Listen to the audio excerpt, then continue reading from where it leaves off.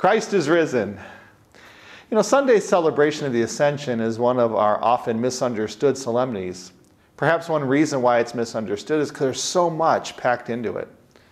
When we understand, though, that it's at the very important moment in history, when we understand it's in terms of the Paschal mystery, and when we understand what it means for us today, we can join the psalmist who anticipated this celebration in singing our songs of praise.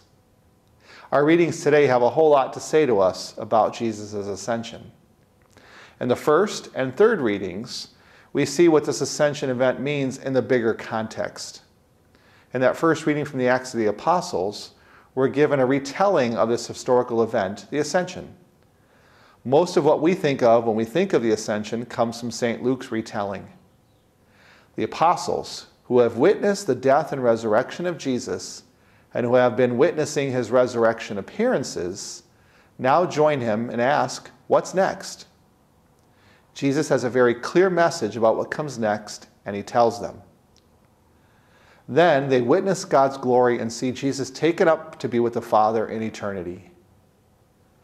But to be sure they know that this is not the end, but a beginning, God sends messengers, angels, to let them know the mission they have received will be sustained by Jesus, who will come again in glory. I'd ask you to pay particular attention to who Jesus wants us to be when he chooses the very specific word, witnesses.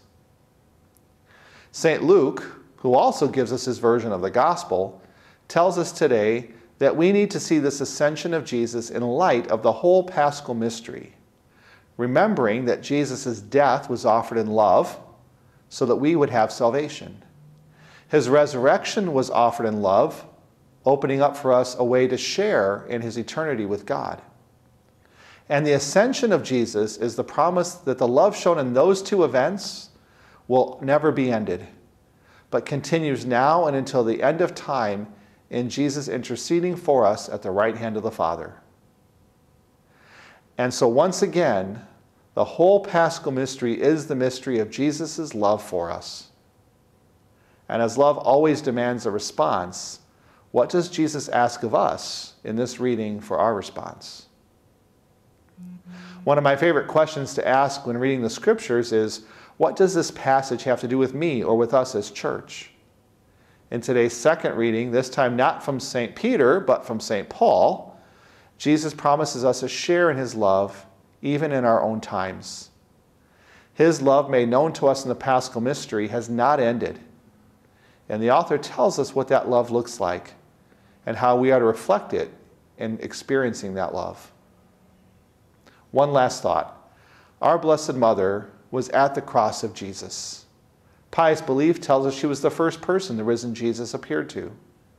And presumably she was with the 11 when Jesus was taken up, just as she was with them at the Pentecost event. Who more than the mother of Jesus, our mother, can teach us on how to take our place as disciples? May God bless you with the love of Jesus' death, resurrection, and ascension. Christ is risen.